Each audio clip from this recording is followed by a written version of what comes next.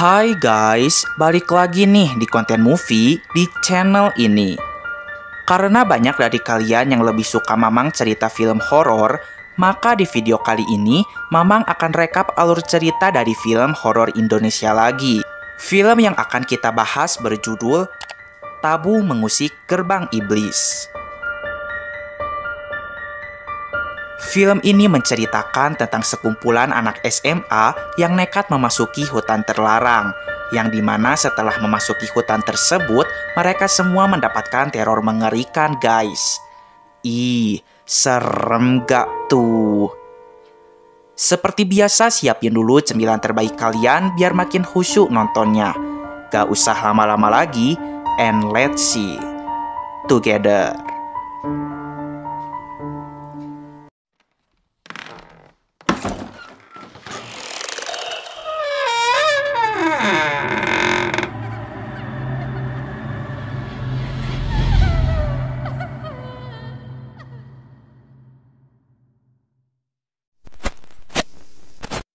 Film ini diawali dengan dua orang remaja yang sedang memburu hantu di sebuah gua. Mereka adalah Dias dan Kayla. Gua tersebut sangat gelap dan terdapat hewan berbahaya juga. Tak lama kemudian, karena perasaan mulai tidak enak, maka Kayla pun mengajak Dias untuk pulang saja.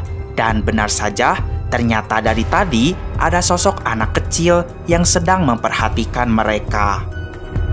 Film pun beralih ke sebuah sekolah SMA di Jakarta.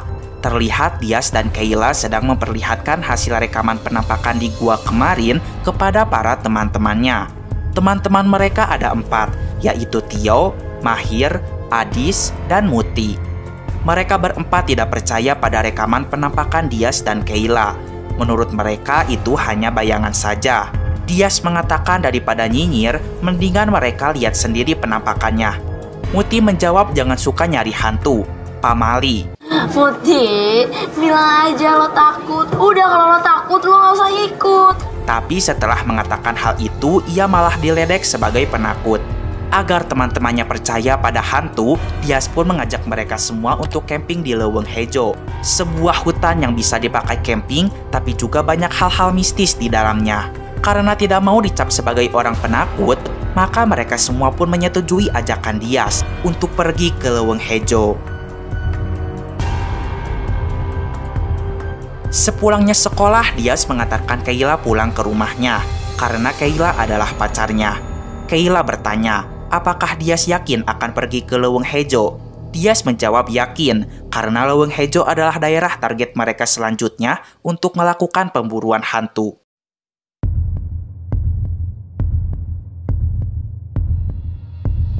Dias hidup berdua dengan neneknya. Neneknya membuatkan kupluk rajut untuk Dias agar nanti pada saat camping tidak kedinginan. Dan nenek Dias pun sering memakai kalung jimat di lehernya. Dias berencana akan pergi ke Leuweung Hejo pada saat Jumat malam karena keesokan harinya adalah Sabtu dan Minggu, sehingga mereka bisa camping dengan tenang karena sekolah libur. Dias segera menginformasikan barang-barang apa saja yang perlu dibawa oleh teman-temannya. Di sini kita bisa melihat jika dia sudah mengunjungi banyak tempat mistis karena hobinya memburu hantu, dan tujuan dia selanjutnya adalah memburu hantu di Leuweung Hejo. Akhirnya malam yang ditunggu-tunggu pun tiba.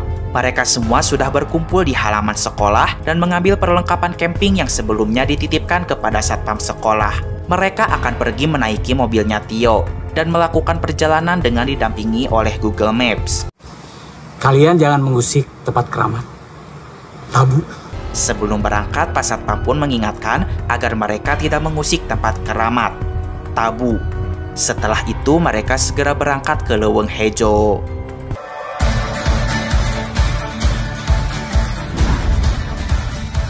Di perjalanan supaya selamat, Dias memberitahu hal-hal tabu yang tidak boleh dilakukan di Leuweung Hejo. Dilarang berisik, dilarang mengumpat, dilarang mengambil dan membuang sesuatu sembarangan. Setelah berjam-jam lamanya di perjalanan, akhirnya mereka sampai juga di Leuweung Hejo. Di dalam mobil terlihat mereka semua sudah tidur dengan pulas, kecuali Tio, karena kalau Tio ikut tidur, mereka bisa kecelakaan guys. Tio pun membangunkan Dias karena merasa kurang yakin jika mereka sudah sampai di Leuweung Hejo. Namun Dias tidak mau bangun. Maka Tio memutuskan untuk memajukan mobilnya sedikit lagi. Di luar ia melihat ada seorang nenek-nenek. Karena melihat ke arah si nenek, Tio tidak sadar jika mobilnya telah menerobos masuk ke tempat terlarang yang ada di Leuweung Hejo. Dan film Tabu Mengusik Gerbang Iblis pun dimulai.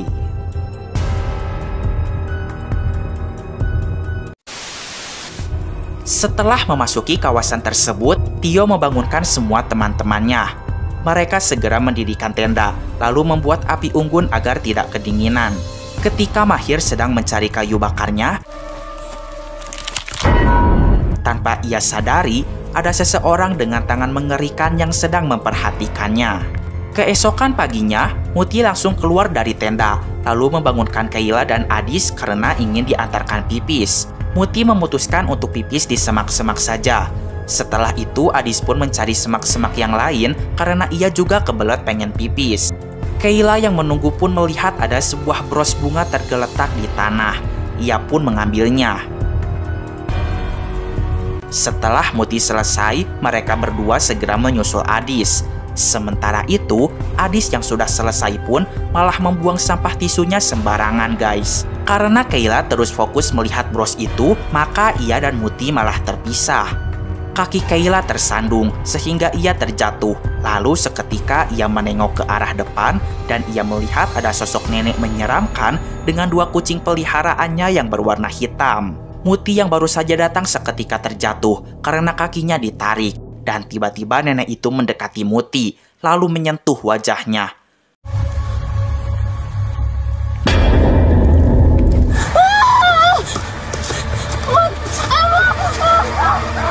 Mereka segera berlari menuju tenda dan memberitahukan kepada semuanya jika ada nenek-nenek menyeramkan di hutan ini. Dias bertanya kepada Tio, apakah semalam Tio melewati gerbang yang ada tulisan dilarang masuk? Tio menjawab tidak tahu, ia hanya mengikuti arah Google Maps saja. Dias mengatakan jika seharusnya semalam Tio memberitahukannya terlebih dahulu. Tio menjawab jika ia sudah membangunkan Dias, tetapi Dias tidak mau bangun. Di tengah kepanikan itu, kepanikan pun bertambah kembali ketika mereka menyadari jika Adis menghilang. Tapi tak lama dari itu Adis datang, guys, tanpa kekurangan satu apapun. Dan ternyata benar, mereka memasuki kawasan terlarang yang seharusnya tidak boleh dimasuki oleh siapapun. Tanpa pikir lama mereka segera pulang. Nenek itu pun menatap mereka dari kejauhan. Dan seketika mobil jadi mogok, guys. Tio berusaha membenarkan mobilnya, namun mobil tidak mau menyala. Di samping itu, mereka merasa lapar juga, guys. Maka dari itu mereka memilih untuk istirahat dulu saja. Dias pun tahu ada sebuah curug di dekat sini, sehingga mereka semua bisa mandi dulu di sana dan makan untuk mengisi perut.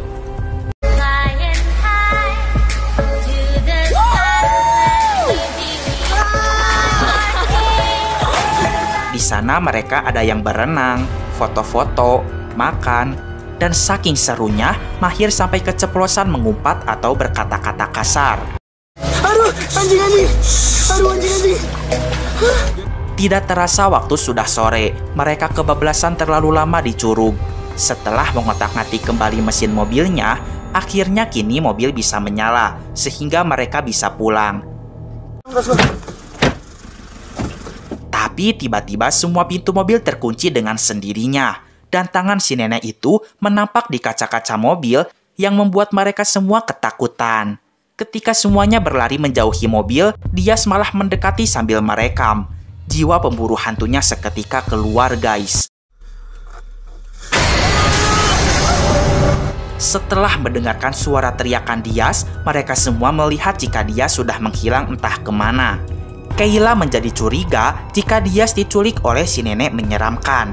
Namun ketika Kayla balik lagi ke gubuk nenek itu, tiba-tiba gubuknya menghilang. Di sana terlihat hanya ada 2 ekor kucing hitam saja. Yes! Tiba-tiba mereka dikejutkan dengan seorang anak laki-laki misterius yang sedang menunduk. Tio bertanya, apakah anak itu tinggal di hutan ini? Anak itu tidak menjawab. Setelah itu Tio pun bertanya kembali, apakah anak itu melihat Dias? Dan ternyata anak itu tidak bisa berbicara, guys. Maka dari itu, Kayla pun memakai bahasa isyarat untuk menanyakan keberadaannya Diaz. Anak itu tahu sekarang Diaz ada di mana. Berkat anak itu, mereka pun berhasil menemukan Diaz yang sedang berada di atas batu dengan keadaan sedang kerasukan.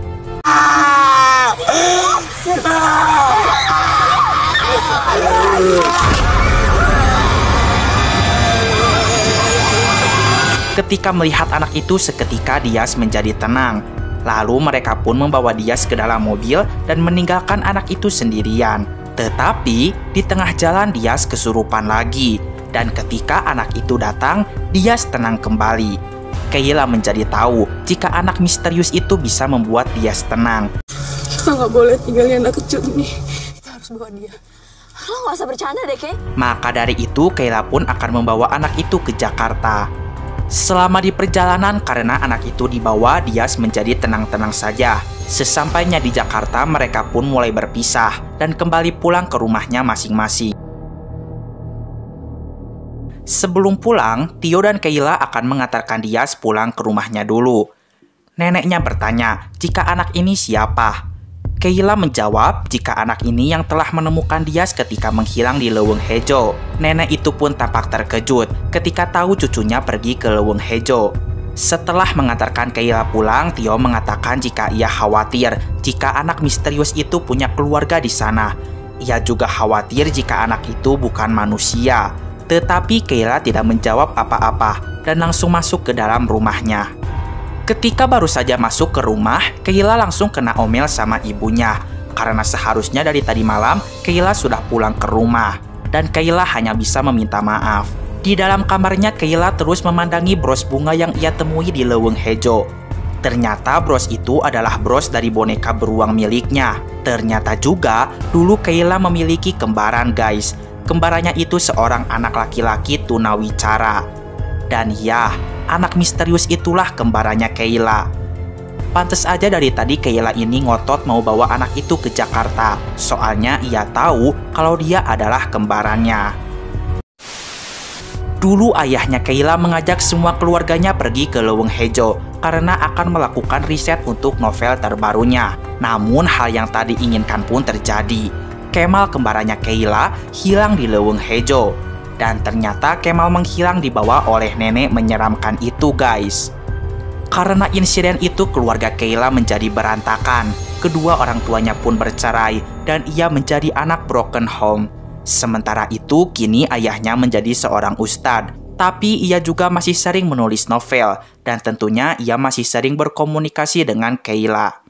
Di rumah Diaz, si nenek yang lagi siapin makanan merasa ketakutan karena melihat jika anak misterius itu sedang berkomat-kamit membaca sesuatu untuk mempengaruhi cucunya.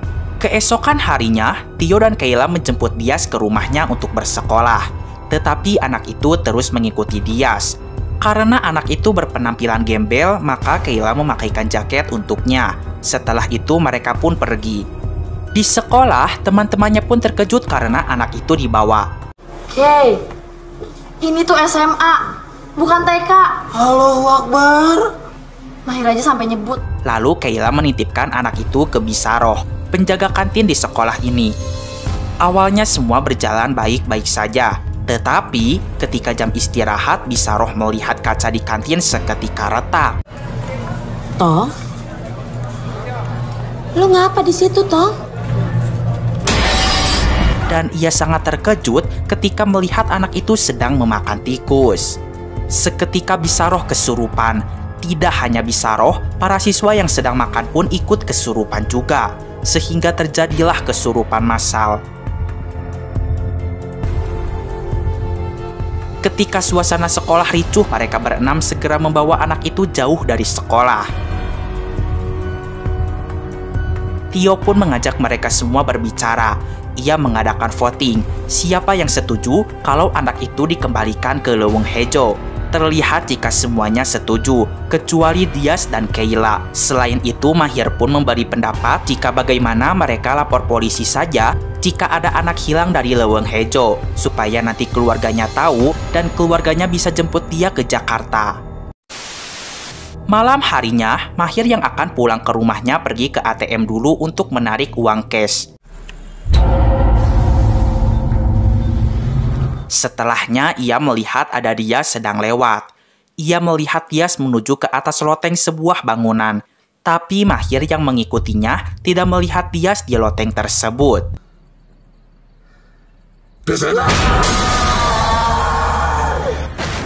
Mahir pun tewas di dalam truk sampah.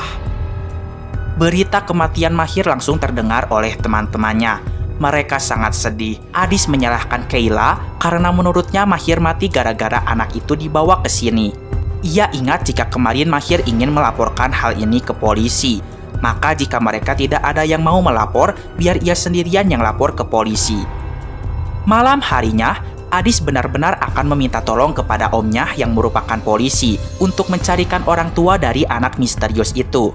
Karena semakin lama anak itu berada di sini, maka semakin banyak pula orang yang akan jadi korban. Ketika di perjalanan ia melihat ada Dias sedang jalan sendirian. Ia pun turun dari taksi dan menghampiri Dias. Tapi tiba-tiba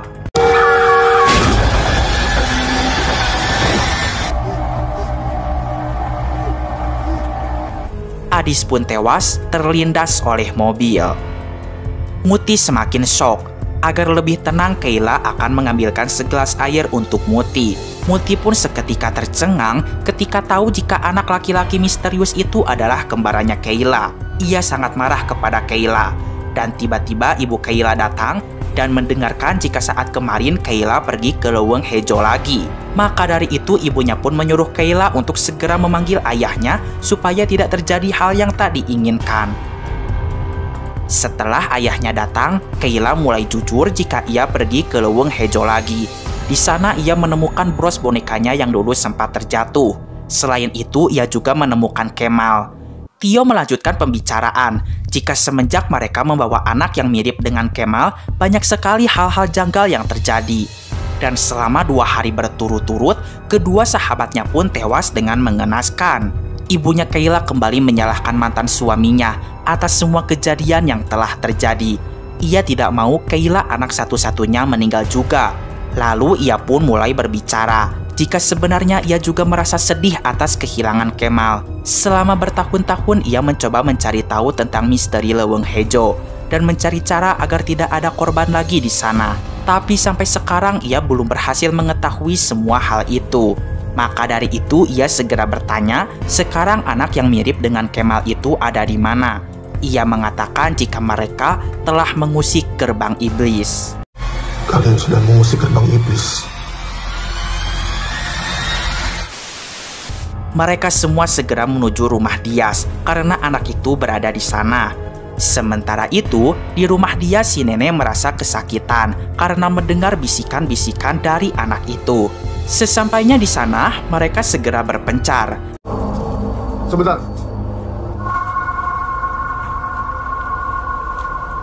La ilaha illallah. Mereka sangat terkejut karena rumah Dias dipenuhi ranting pohon dan seperti sudah tidak dihuni lagi. Kayla dan Muti menemukan Dias di dalam kamarnya, sedangkan Tio berhasil menemukan neneknya. Sementara itu, di halaman belakang, ayahnya Kayla berhasil menemukan anak yang mirip dengan Kemal. Ia segera membaca ayat-ayat suci Al-Quran yang membuat anak itu merasa kesakitan. Di dalam mobil seketika Dias menghilang, guys. Maka Muti segera membunyikan klakson agar ayahnya Kayla segera menuju mobil. Dan tiba-tiba anak misterius itu menghilang juga. Mereka semua segera menuju Leuweung Hejo karena mereka yakin Dias ada di sana. Si nenek pun mulai menjelaskan jika selama berpuluh-puluh tahun keluarganya berusaha mengunci iblis-iblis di Leuweung Hejo. Dan sekarang mereka semua mencoba untuk membebaskan dirinya melalui keturunannya yaitu Dias. Di sisi lain, iblis yang menyamar menjadi Kemal itu datang ke rumah Kayla. Ibunya pun berhasil tertipu oleh si iblis dan menganggap anak itu sebagai Kemal, sehingga ia mengajaknya bermain. Di samping itu, mereka sampai juga di Leuweung Hejo. Tak lama kemudian mereka menemukan Dias sedang terbang di atas batu. Neneknya mengatakan ada roh jahat di dalam tubuh Dias. Lalu ayahnya menyuruh Kayla untuk membaca surah An-Nas.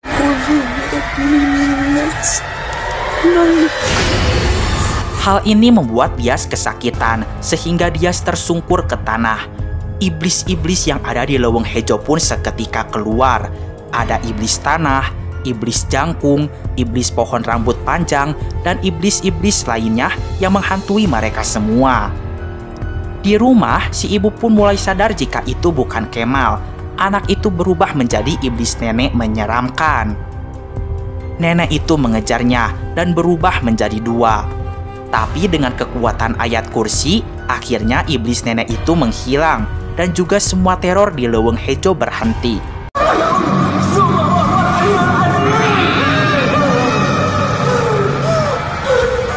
Wa inna ilaihi raji'un. Dias melihat neneknya diserang oleh iblis, sehingga neneknya tak sadarkan diri. Ayahnya Kayla segera mengeluarkan Quran, lalu ia membaca surah Al-Qari'ah. Mal-Qari'ah. Wa ma adraka mal-Qari'ah. Man thaqulat mawazinuhu fahuwa fi 'ishatin radiyah. Yang membuat iblis nenek itu hangus terbakar dan musnah. Sayangnya nenek dia sudah tidak bisa diselamatkan. Neneknya pun tewas di leuweung hejo, guys. Di samping itu, di rumah si ibu mulai ingat kepada Tuhan dan ia sudah ikhlas dengan kepergian anaknya. Sementara itu, mereka semua segera pulang. Dan di depan pintu masuk leuweung hejo, Kayla melihat arwah kembarannya yaitu Kemal sedang tersenyum ke arahnya.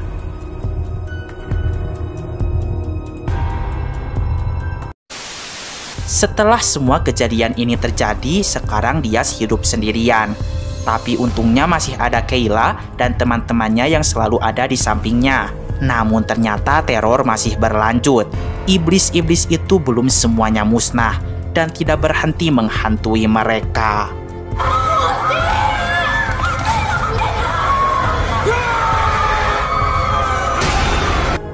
Dan film pun selesai.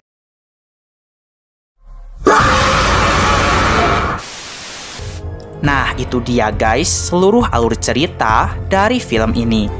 Pesan yang dapat kita ambil adalah jangan pernah sembarangan memasuki tempat terlarang, apalagi jika tempat itu disakralkan.